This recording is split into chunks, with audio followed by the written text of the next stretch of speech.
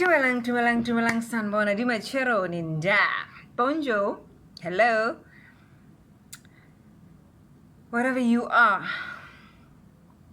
in this part of the world, whether it's a good morning, whether it's a good evening, whether it's a good day, welcome to my YouTube channel, to another installment whereby we are saying to you, matriculant, make sure that whatever you do, make the right decision, make the informed decisions, and be happy with the choices that you will make for 2022 and moving forward. Whether you are deciding to take a gap year, whether you're deciding to go to further your studies in an institution of higher learning in 2022, it's entirely up to you. But what matters the most to me, your second mother, who is here giving you, dishing up to you free advice, dishing up to you informative information. I am saying, make sure whatever you do, make a wise choice. More than wise, but make sure that it is an informed decision. Today we have reached 60 subscribers. Yes, 60. We are growing. Excuse me. We are growing. Kancane. To all my 10 new fresh subscribers, thank you so much. Thank you. I appreciate you. To my old subscribers that started with me just a couple of days before Christmas, that started this channel with me and stayed with me, and they keep on viewing. I can see they keep on viewing slowly, steady but surely. I urge you, girlfriend, ex-girlfriend, frenemy, whoever that you can tell that can benefit from this channel, because I did mention that this channel was going to be educational because I am an academic. Well, I am going to give you a valuable and valid facts about studying in the institutions of higher learning. And it's educational because we are also going to educate each other about everything out there, because education does not end with taking a book and go to school and get a degree, right? It continues. It's deeper than that. So we are going to educate each other about a lot of other things, trust me. But today, it is indeed an important day. Why? Because I feel that I have given matriculants, actually I promised to give matriculants advice throughout the month of January, so that when the new academic year in 2022 starts, it starts off fresh with you. You know what you want to do. You have made informed choices, and you are happy with whatever choices that you are going to make.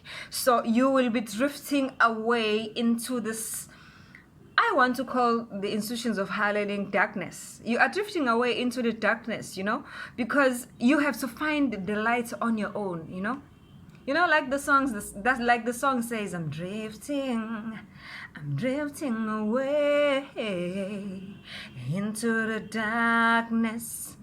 Ngizothatha umthwalo ndibeke emqolo mama, ubomi bunzima, lift my head up high, open my eyes and I will fly. Oh, I'm barely coping, I'm feeling closer, looking up, hoping the heavens will open.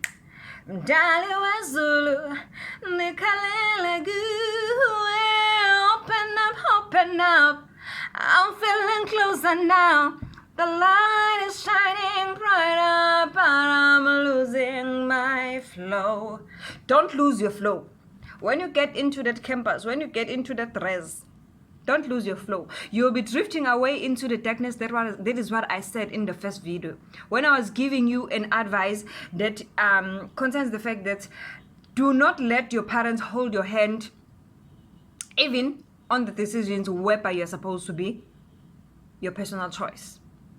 I know your parents love you and they want the best for you, but allow yourself to be yourself and do things that are actually making you happy, not anybody else, not your parent, not your sister, not based on whether things on the things that you see at the neighbor's house, not based on the things that you see at your cousin's house.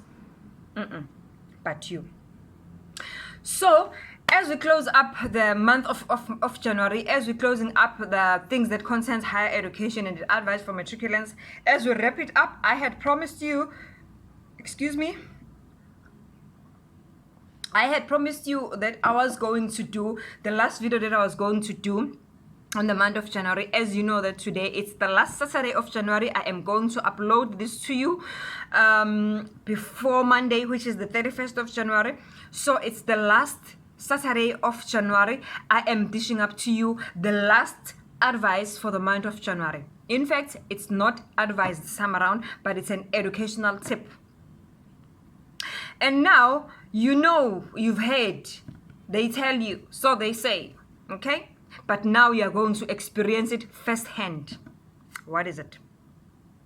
There is something that the institutions of higher learning use, be it the private, be it the public, everywhere they use this. It is something that is called the point system. So the purpose of this educational content today, the purpose of this tip today is simply to make you understand why institutions of higher learning use a point system, which should be questionable for you if an institution of higher learning say, as long as you have matric, come and register with us, you'll get a certificate.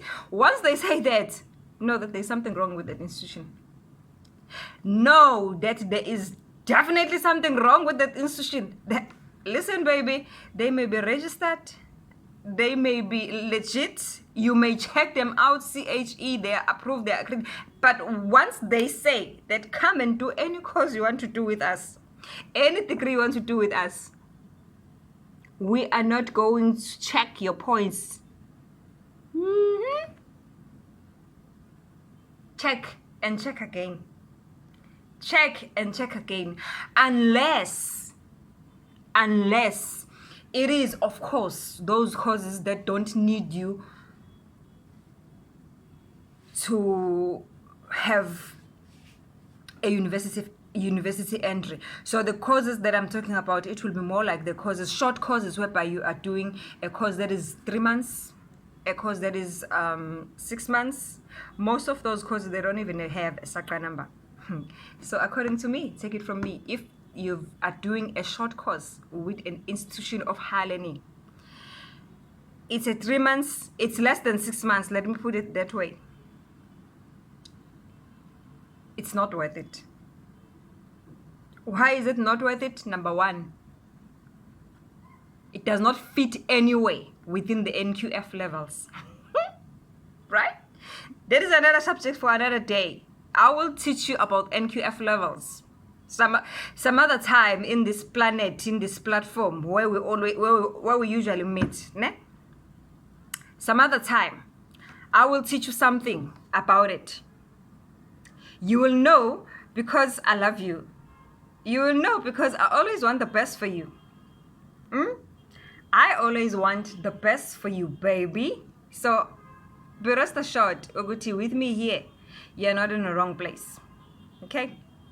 You are absolutely not in a wrong place. So whatever it is that is going to happen from now moving forward, sorry about that. There's something that is disturbing me here. Let me sort it out. Okay.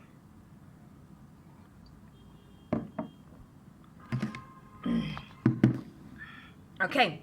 So now, what is the university point system? That's the question most students usually ask.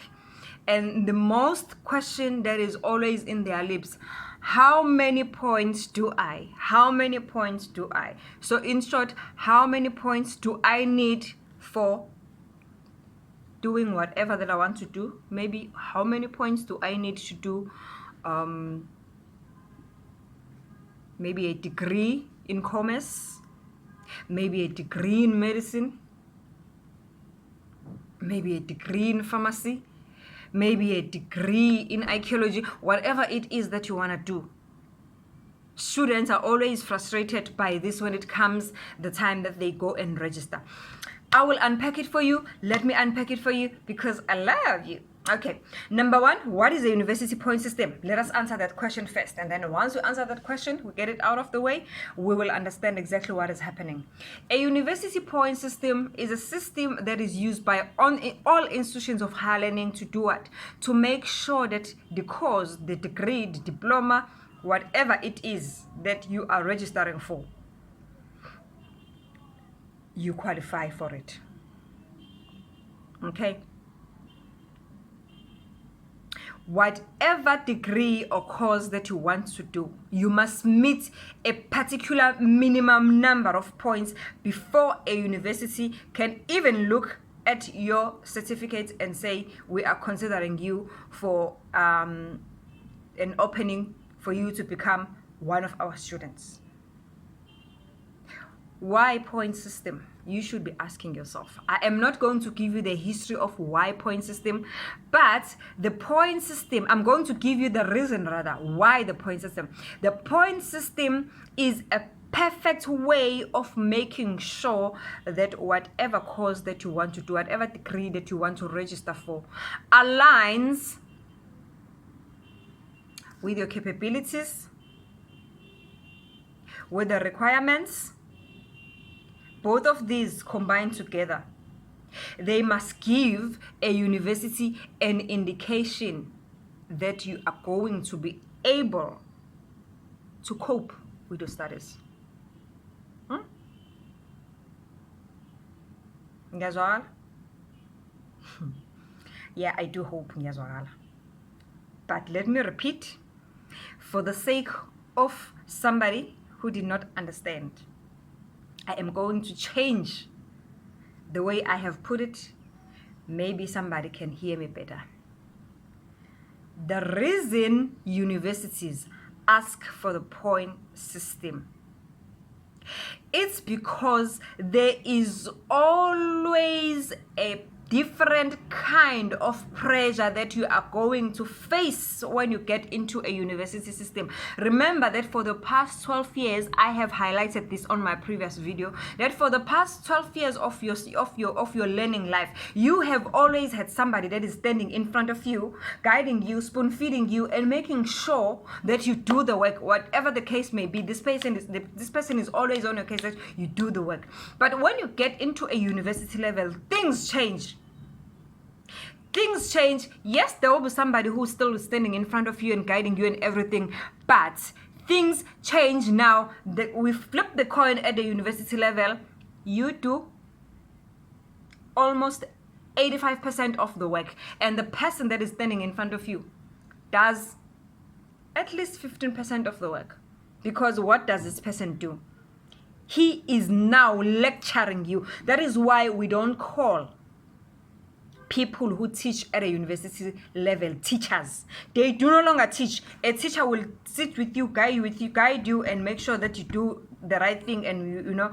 But a lecturer only facilitates. In other institutions of higher learning, they don't even want to call them lecturers. They call them facilitators, especially distance education system. They will call their lecturers facilitators. Why? Because they facilitate. So where was I? I was explaining to you a point system in a different way than the other way that I've actually explained it. Why universities need to make sure that you qualify before they take you in? Because the different pressure that you will come across at a university your points gives a university an indication whether are you going to be able to fit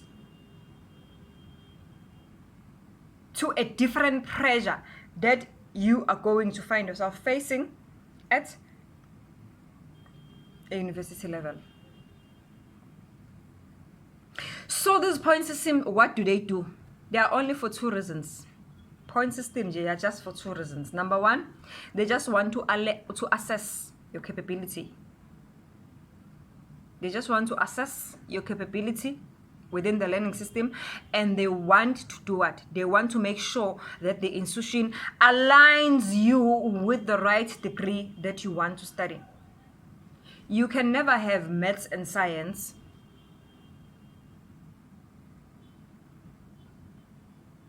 and have points that are pointing you into accounting. If your accounting and business studies are good at high school, the university will always advise you that your accounting subjects and your business management, your business studies subjects are good. Rather go and do accounting, business management, human resources, and so forth and so forth and so forth. But if you have maybe physics, you are strong in physics and you've got good marks there and you've got good points, they will always advise you, go for STEM studies. I have been explaining STEM. By now, you are singing what STEM studies is. I have been explaining STEM studies for the past 3 videos that I've uploaded on educational content, right? So yeah, STEM studies, you know by now what is engineering, technology, maths and science, yeah. So now, this point system, they go a long way in making sure that the university takes the candidate that will not suffocate in the pressure that they are going to find themselves facing at a university level. So these points will be counted according to specialization that you want to take. It's simple that. So the best thing that I want you to consider. Now remember, the CAO, Central Applications Office, the CAO, Central Applications Office, the one that you usually apply, you put through one application and you have a possibility of being accepted in more than 2 universities.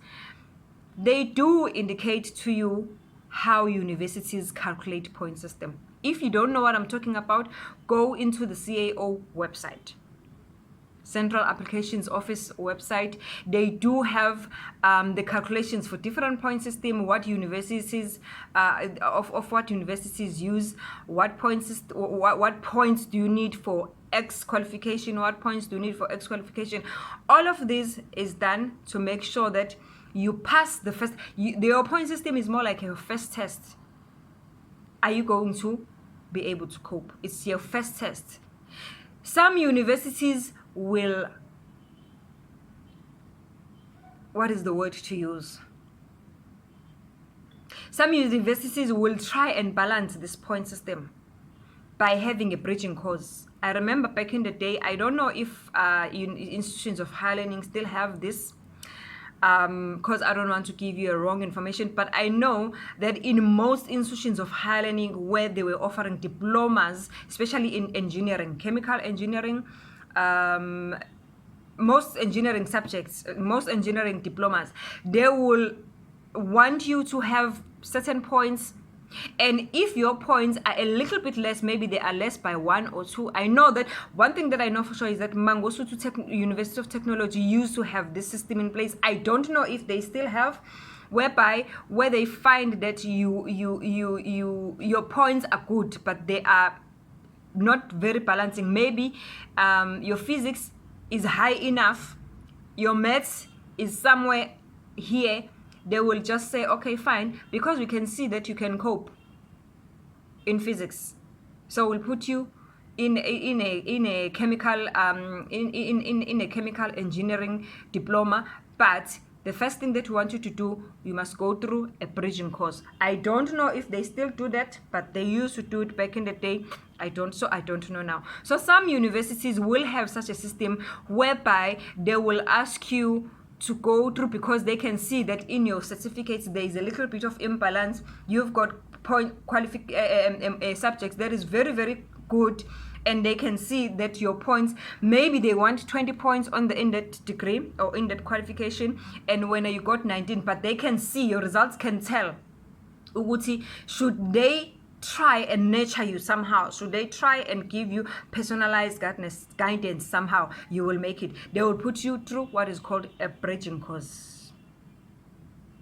They will put you through a bridging course, and on a bridging course, you are not yet accepted, but you have to prove yourself that you can actually pass everything that is within a bridging course, and pass it in a particular symbol, so that you can actually be pushed through to S1. But coming back to the basics and what we are talking about the university point system. Let us wrap it up. What did I say about the university point system? I said that there are 2 reasons institutions of higher learning want you to have are taking you through to the point system. Number 1, they are doing that because they want to see that you align with the qualification that you want to do. Your points will tell them because they look at the subjects that you were doing in high school. Number 2, they want to see that you are not going to drown under pressure. So, which is why I would always say to you, if you get your hands on that CAO book and you are calculating the points, you'll find that the degree that you want to do, it requires you to have 20 points. I would say for you to measure yourself if you are a perfect fit for that qualification, make sure that you have at least 2 points higher than what they are asking for. If they're asking for 20 points, when you must at least have 22 points. If it's asking for 18 points, when at least you must have 20 points, and so forth and so forth and so forth and so forth. Why are you doing that? If you are doing that, it simply means that you are not even just a perfect match for that qualification, but you are the perfect match.